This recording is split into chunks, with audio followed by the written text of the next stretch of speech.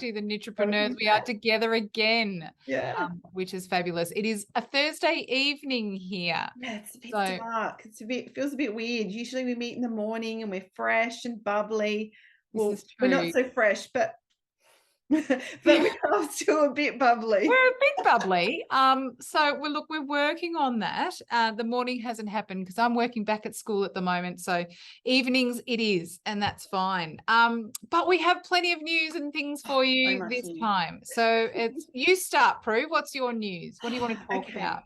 So news of the new location and date for Fibre Feast SA 2023 is imminently coming out. So I had a meeting today with our collaborators, and we are on the verge of releasing the date and the location. It's going to be so exciting because it's more central. There's going to be thousands of people coming to this thing. There's going to be kids' rides, bands, a bar, barbecue, food trucks, coffee vans, plus all your favorite, yarn stalls and yarn craft stalls and some demonstrations as well. So it's super exciting. So I can't wait to put that out possibly tomorrow, possibly Saturday. We're just waiting on a final kind of tick, and then out it goes. So yeah, so if you want to be a stall holder, you better be following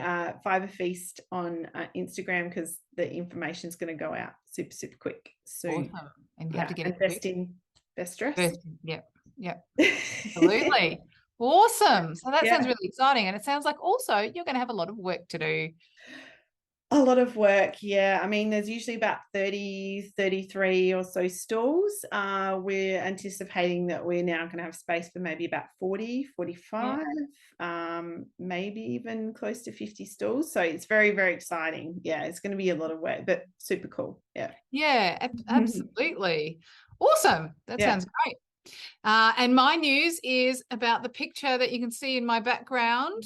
Because on the weekend, Yarn Trail Victoria, that's me, I ran my first retreat. So you can see it was at Harcourt in Victoria, which is 7 kilometres north of Castlemaine, quite close to Bendigo. So I think most people would know where Bendigo is. Yeah, absolutely. So this is the actual accommodation, this spot here. The retreat there, that double-story house there. And then here is the Harcourt General Store, which is right next door. So you can see, I'll just move a bit so you can see it's a lovely location. And we could just pop next door to grab some local produce and stuff like that. So we had, there's 10 of us all together that got together for the weekend. We had a chef, a live-in chef, and he looked after us very well. And we ate very well and way too much. I think there was a high tea even. No, there was high tea. There was high tea on the Saturday afternoon because you know why I thought of high tea. I thought, okay, what would my mum like? What could get mum there? My mum came, so that was great. What would get mum there? Well, mum loves afternoon tea. Let's do a high tea. Okay, Who doesn't love afternoon tea? I know. Oh, that's great. We had crossless cucumber sandwiches. I mean, so when you said high tea, you mean like high class high tea? Yes, we had and crossless cucumber sandwiches and curried egg sandwiches, and the things, and scones with jam. Of course, we did all that. But most importantly, we knitted and crocheted all weekend and talked a lot, and it was just wonderful. It's just this, the wonderful dynamic was great. So that's very lucky, and we talked about all sorts of things. Bunch of women who barely know each other talking about anything and everything. Some things would make you blush. Really? Others would make you, some things just make you, we laughed and we got serious and all deep and all of the things. We talked about books, we talked about movies, we talked about yarn projects, all of this stuff. And it was just wonderful. And everyone was very enthusiastic and got some great feedback. And now it's just about moving forward and and building the next one around the yarn trail. And I called it Yarn Camp. It's affectionately known as Yarn Camp. Don't know if I'll stick with that name, but look, who knows? Whatever. That's a good as a working title, definitely. Yeah, absolutely. Yeah. Works for the moment. Went on yarn camp, and you know, we've got some really positive feedback on the socials on as well for people saying, "Oh, when's the next one going to be?" and stuff like that. So it's a really lovely, lovely, what do you know, positive start to something new. And we had a lovely local lady called Caitlin, Caitlin from A Maker's Burrow, her label is. So on Instagram, she's just that looks A great. Maker's Burrow, and she came to show us how to do dyeing. Dyeing in a stove on your kitchen, in a pot on your kitchen stove. She just showed it. She made it so easy, and it was great because I'm not not necessarily, you know, I have no interest in, you know, dyeing heaps and heaps of yarn, but I could give this a go, and it just made it feel really easy and stuff like that. So I think we might extend on that for the next one, maybe, and actually I think there might be some dyeing workshops at Yarn Trail Victoria. With some local with local people wherever we are. But I think that could be something that's happening up at Harcourt, you know, if people are interested. So look out for that sort of thing with a bit of color theory and stuff popped in there as well, possibly. Yeah. I'd be keen on that. That sounds great. Yeah, just testing out the waters a little bit and seeing what people are actually up for. So yeah, so that's my bit of news, which is it was really great. Oh, and we also had a visit from Pam from Zigo Zago Artisan Yarns, and she's in Castlemaine, so only just down the road, and she brought some beautiful stuff, a lot of stuff she dyes, but a lot of other brands that she's got as well, and so we were able to just squish some gorgeous things, and you know, she's like this one. Oh, so I love that. This is I think a Madeline Tosh one, which I haven't had one of these before, but I noticed this and I just thought, oh, I can't resist those colors. And then there's also this matching one. See if we can put it forward for everyone. Obviously, there you go. Yeah, bit of mohair in that one, and they might go together beautifully for something. But when I can knit, for when the elbow is better. Oh yes. Knit properly. How's it going? Is it healing or? Look, it's feeling a bit better. I've got some very specific exercises that I have to do, and I've been doing them quite well. Oh, there's one I keep forgetting, but great exercises. It's funny because I've got now on my desk at work at school, I've got a thing of putty, you know, just kids putty. That's, you know, sort of squishy stuff. And I have to get the ball of putty and put all of my fingers in it and push it out like this and just keep doing this with the putty, even my little finger, you know, to strengthen all the muscles that are coming up here. And it's just, I think none of my colleagues have asked me what the hell I'm doing and why I do it twice a day. But it's so easy to have it on my desk at work. It would be funny if you were just doing it to mess with them and not because you had knitter's elbow and needed to rehabilitate yourself. You know, and every now and again in class, I'll stand up and put my arms on the like I have to sort of stand up and put like this and stretch my things. And, you know, the kids are like, what are you doing? Oh, look, things have to be done. These things have to be done. You know, while I'm sitting here with a couple of spare minutes, that's when I'm going to do it because I don't find the spare minutes at home. It's just, you know, home is dog walking and kids and cooking and all of these things. But yeah, so I think it's getting better. And so hopefully I'll just, you know, sooner rather than later, I'll be able to knit again, strengthen the forearm so I could just knit for hours. That's the plan. You're so strong. I would just cry if I couldn't knit because I do it every day. It's so very frustrating. It's so it's like I've got all this beautiful yarn and, you know, the ladies around me are talking about all their projects and I've got all these ones. I just sometimes have to stop looking because it's like, I do that, I want to finish that, I want to finish this, and I just started teaching myself continental style as well. And it's working for me. It's working. It's slow and awkward, but it will be, but you'll get faster. Ultimately you're going to be faster, but it's getting through that slow bit. It's just, you know, it's about making those new pathways in the brain that give you a new habit, new motor memory and stuff. But I'm doing it. I can do it. And I figure out ways of, I'm really looking at ways to not move my hands too much. And so the whole knitter's elbow thingy doesn't come back.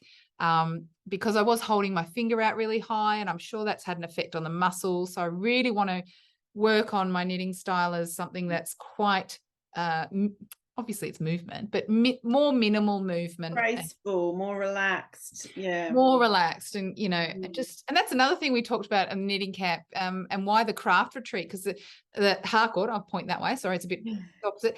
They have one, because it's a specific craft retreat, they have beautifully comfortable chairs. So which was wonderful. So, you know, you're not lounging in a couch all day, which wouldn't be good for you, you know, for your back and your shoulders and stuff. These chairs were wonderful. And so we were talking about, you know, needing to get up and move, and possibly using a Pomodoro timer. Do you know what a Pomodoro timer is? Yes. So, great idea. Yeah, like a Pomodoro timer, for those of you who don't know, Pomodoro is Italian for tomato. I can't remember why it's called a tomato timer, but whatever. I think, isn't it the guy who came up with it? Possibly. I'm sure the Google will know. Yeah. But look, you can find heaps of free ones, either an app on your phone or just a web browser, whatever. And a Pomodoro times you for 25 minutes and then gives you an alarm for a 5-minute break. And the idea is you literally get up and move in that 5 minutes, and then it does it that 4 times and then gives you a longer break for 20 minutes. You can change the times, whatever you want. But it's just wonderful, and it makes it easier to keep going. And I think, you know, we can get so focused and forget about these things, and then all of a sudden, oh, hang on. It's from repetitive use and not stretching and whatever. Yeah. But I think even just using the rhythm of your knitting. So if you're working in rows, use the end of the row to just do a little stretch, or the end of the section. Maybe if the row isn't long enough, if it's a short row, just using the end of the section to stand up, roll your shoulders, put your knitting down, do a few stretches with your hands, you know, wiggle your fingers. Or it go even broader, so you get to the end of a section of a piece of the garment or whatever, and then like you put that aside. But also changing needles is really good as well, like moving from a fine, or, you know, 3-4 millimeter to a 8 or 9 millimeter, and completely shifting up the gauge. Which is exactly why you need several projects on the go at once. Exactly. Monogamous knitting is not good for you. Well, there's a book I really want to get called The Ergonomics of Hand Knitting by Carson Demers. I haven't got a copy yet, but I've seen it, and I really would like to get hold of that, because it's a thing. It really is a thing. Yeah. And well, your evidence of that you did watch out. I did go to an exercise physiologist a couple of weeks, which is where I got all the exercises from. And he just had a bit of a giggle, and he had to say, well, this is the first knitting injury I've treated. And you're just like, yeah, I know. And I looked at this, he had a student in the room, and I just looked at the student. I'm like, go research hobby injuries, like, you know, because it happens, you know, it's very fun. Anyway, very good. Well, you mentioned a book. Should we talk about books now, do you think? Books? Yeah, let's talk about books. Should I show mine? Let's go for it. Okay, I've got mine here. So this book, Deborah Newton, Finishing School, it's a different kind of knitting book. It's not a project book. It's kind of like how to get a more professional finish and finalize and just put the final touches on your knitting. So it also has some of those scary techniques like steeking. Oh, yes. So I'm just trying to find the steeking section, because here it is. I actually take this along to some of my workshops so it's got like a little, you know, how to steek. Like that. But Deborah Newton's actually, I'm pretty sure she's teaching at Vogue Knitting Live. I got this as part of my gift when I attended in 2020 for Vogue Knitting Live. So yeah, she's teaching there next year. And as you know, I'm trying to decide if I should go, which is kind of hilarious, because I probably have decided, but like I'm just trying to justify it financially. But yeah, anyway, so that's the book. And I highly recommend it. I think it's really useful to have something like this, a compendium of techniques for really getting that polish in your final garment. Yep. Making it look just that little bit better. I'm going to talk about a book I haven't got and haven't read, which is a bit odd, but is it on your queue? It's on my wish list here on Audible. So I do love a good audio book when I'm knitting. That's how I do most of my reading at the moment. But we talked about this one of the ladies on the weekend brought this up. It's called Vanishing Fleece. Oops, I've got this silly background going. by Clara Parks. Oh, she's beautiful. Yeah. And this one's about a cross-country adventure in America where she goes to look at different aspects of the yarn industry and how it's not what it used to be. And there was a woman on the retreat who was just raving about the journey that she joined Clara on in this book. And she just thought it was great. You know, from opening up Clara spent an account of a year where she spent that time transforming a 676-pound bale of fleece into saleable yarn and the people and vanishing industry she discovered along the way. So about her trip across America to do that. So I thought that sounded like a wonderful book to read. Relevant, because that's kind of the problem that we have here. You know, a lot of those industries either don't exist or are hard to, they only do small runs, and so they're not accessible to everyone, or they only deal with large runs, and so, you know, some of the smaller producers can't access them too. So I think it's very relevant to Yarn Trail Victoria and how you're trying to help people understand and connect to those small producers throughout regional Victoria. Absolutely, which is why it made me think, okay, I've got to get that one off the wish list and actually use my next credit with Audible to get that one and possibly have a listen sooner rather than later. And the other thing with Clara Parks, so we chatted before we started recording, is this book which we've both loved of hers, called Knitlandia. Oh, it's gorgeous. I love that book. Yeah. So Clara Parks, Knitlandia, and she travels. This woman likes getting out. She travels around the world for different knitting events, and she's just a delight to listen to, especially while you're knitting. Like, I love listening to these knitting stories while you're knitting. Like, it's just wonderful. Sorry, it's a beautiful pace, and it is actually her reading her own work, and I think that makes such a difference because you're actually hearing someone, like the actual author's thoughts and at their pace and their intonation. It's not someone else reading and interpreting a work of fiction or non-fiction. So I just love it. Yeah, absolutely. Cool. We've done our books. What's next? I think that's it, except that I think there's a lot of other stuff that we're trying to think about in terms of our knitting businesses. And I guess, like, you know, if, I think maybe next episode we might talk a bit about, like, what is behind our, like, what's our purpose? Like, why does Dear Prue exist, and why does Yarn Trail Victoria exist? And how does this influence our decisions to do X and not Y? I don't know. Do you reckon people would be into that? I think so. And I think, do you know what, even, and you know, we've touched on this a bit before, but I think it helps clarify, even for, you're at a different stage to me, but it will help me clarify things as well. Like, if we have to, if we're going to talk about this, and I'm going to talk about it on a recording, like, why does Yarn Trail Victoria exist? I need to know that. So I'll be thinking about that a lot for the next week. You know, initially it's about connecting. Homework. Yes, homework. We can't help ourselves as teachers, but give out homework to others, right? We give it to ourselves. And to ourselves. I will set myself some homework to try to explain why Dear Prue exists and what journey I've been on so far as well. Yeah. Well, we could do a couple of episodes, one all about you and one all about me. We'll see how we go. Anyway. You want a whole episode? Like, don't share dessert. I need one all to myself. It's me talking about. Yarn Trail Victoria is huge. We'll figure it out. It'll be fine. It'll be great. I did have a lovely moment this morning, actually. I was teaching year 10, and one of the girls up the back, she had to tell me, because I'd already talked about my knitting injury because it was hilarious. And she piped up today. The first thing she said was, "Oh, Jess, I was knitting this morning." And so it was just lovely. Then she went on about how she learned when she was little, and she just wanted to share that she'd been knitting that morning. So it's just a nice little thing that happens every now and again. Yeah.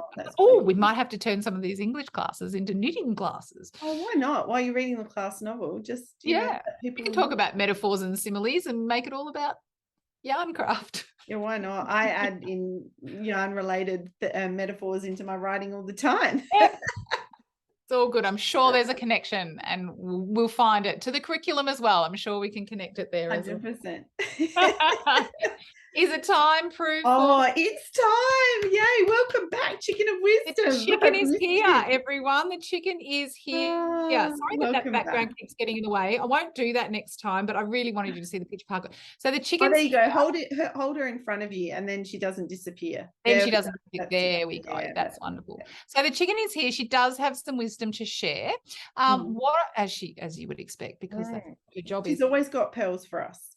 She has got pearls. And if you want more pearls from the chicken, just follow her on Instagram at the Chicken of Wisdom. I'm going to try holding up her words as you would see them on Instagram. I don't know if the background's going to let me be viewable though. Oh, the wisdom is invisible. The wisdom is invisible. Oh, that's invisible. It's invisible. That's not good. All right. Well, the wisdom is be scared, but do it anyway. Oh. Is that for me? Oh, be brave. God. That's exactly what I need to hear. I think it might be for you. Thank you, Chicken of Wisdom. That's right. Be scared, but do it anyway. Which is a little bit similar to our last one, but that's okay. Trust me, there's a couple coming that are way not relevant to knitting. Be scared, but do it anyway. So, and I think that goes for me as well, because the whole, business thing and what are people going to want? Am I providing the right thing? All that sort of stuff. So hopefully the chicken sends you off with some good thoughts and warm and fuzzies. So warm and fuzzy. She's wonderful. So beautiful. And you're beautiful. And this has been so fun. And this has been lovely, hasn't it? And look, who would know that we're tired on a Thursday night? We need to go and have the other cup of tea and put the children to bed now. You might have a cup of tea. I'm going to go have a scotch. Good, you do that. Wonderful. Take a photo, put it next to the thing. Anyway, thank you everyone for bearing with us through this journey. I think it was quite fun, Prue. I think, Oh, it's so fun. I missed you last week. I had to do it myself and it really wasn't the same. I only could really fill 5 minutes, but I think we've had a really nice chat now and hopefully people will be a bit happier because you're back. The Chicken of Wisdom's back. The Chicken Wisdom is back. That's exactly right. With gas again. And anyone listening, if you have got to this stage of the video and you do have any questions about running knitting businesses or something you'd like to hear from us specifically. Oh, yeah, that would be great. Yep, or hear either about what Prue does or what Yarn Trail Victoria is up for, what's going on. Please leave us a comment and we will answer that for you. Put it on the agenda for next week's meeting. That's right. Oh, we have agendas and Prue takes minutes. It's great. I do. Some of it you can't see. It's no, that's right. Secret business. But we share with you what we can. So next week there's going to be lots because new things would have come out and we can talk openly about all the things and the stuff. Yes. Meetings are happening and things are happening. So do stay tuned with us the whole way. All right. Well, thanks again, everyone. See you next time.